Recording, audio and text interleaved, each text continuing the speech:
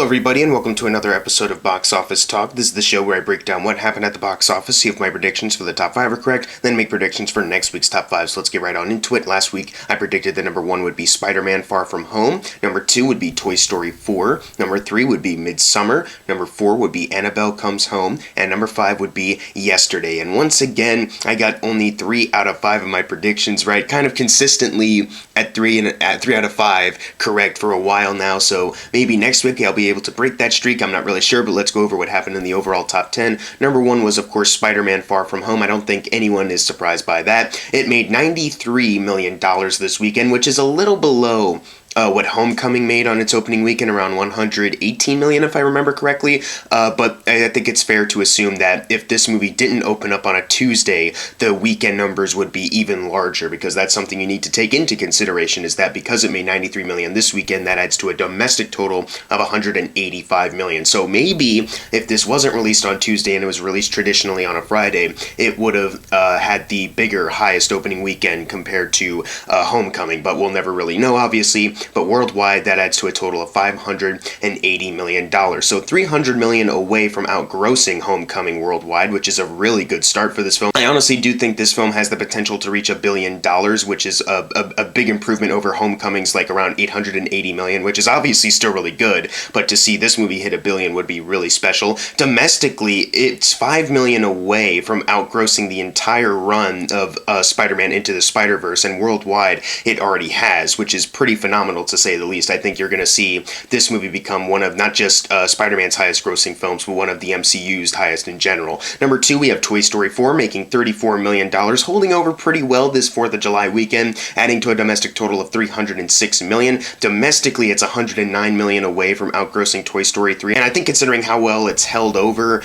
last weekend, and it probably will again this weekend, since there's nothing too big coming out, I think we'll be able to see it get close to outgrossing Toy Story 3 and possibly outgrossing it entirely, which would be really surprising. Worldwide, it is sitting at $649 million, and it needs $417 million more to outgross Toy Story 3 worldwide. That might be a bit more of a stretch in comparison to the domestic numbers as far as outgrossing Toy Story 3, but it's really just a wait-and-see kind of game, because next weekend is kind of a low-tier kind of weekend. Not that anything is coming out that no one's going to see. People will see some of the movies coming out next weekend, but it's not like anything big yet, because The Lion King is the week after.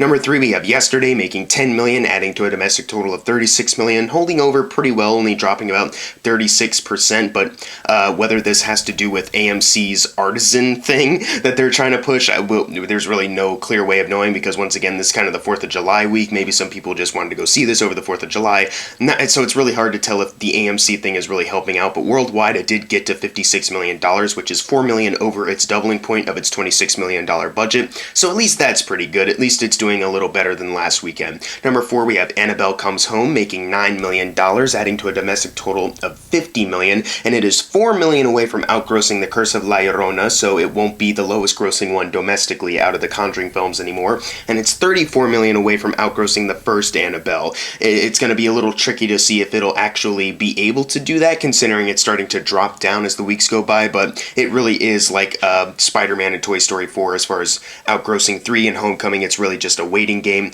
Worldwide, it is sitting at $134 million, which is $12 million over La Llorona's worldwide total of $122 million, so it already has outgrossed La Llorona there. That's really good, and it's $123 million away from outgrossing the first Annabelle. So I don't know if that's going to happen, because that seems a little less likely, but I mean, anything's possible. I just don't think it will be able to do that. So worldwide, it at least grossed more than La Llorona, but I still think it's going to be second to lowest grossing one.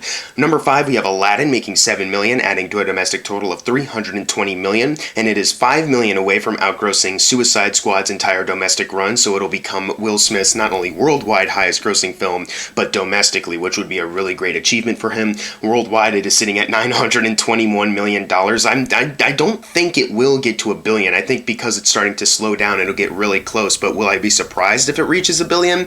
Honestly, not really, because this movie has had some hell of a traction over these past few months, and that's really something special, to be honest, about this film that I didn't think would do as well as it is. Number 6, we have Midsommar making $6 million. This is obviously $7 million behind Hereditary's opening of $13 million.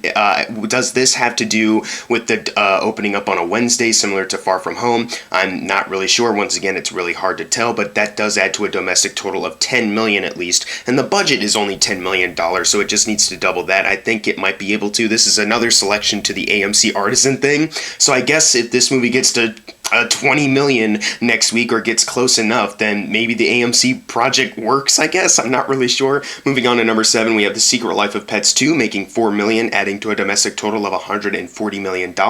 Worldwide, it is sitting at $262 million. So very similarly to the other weeks I've talked about this film, very far behind from the other Illumination films, but hey, it was at least able to triple its $80 million budget, and it's about 58 away from quadrupling it. Whether it actually will do that or not, I don't really know, but it's getting close enough, I guess. Number 8, we have Men in Black International making $3.6 million, adding to a domestic total of $71 million, and worldwide it is sitting at $244 million. So that's also kind of good. Last weekend I think I said it was about to double its budget, and now it actually has and made $24 million over that, so that's pretty good. It's still not great though, and I really do doubt that we'll see another Men in Black film, at least near in the future. Maybe years later we'll get another reboot, but for now I think we're just kind of done with Men in Black for a bit. Number 9, we have Avengers Endgame making $3.1 million, adding to a domestic total of $847 million. Worldwide, it is sitting at $2.772 billion, and that makes it $16 million away from outgrossing Avatar's worldwide record.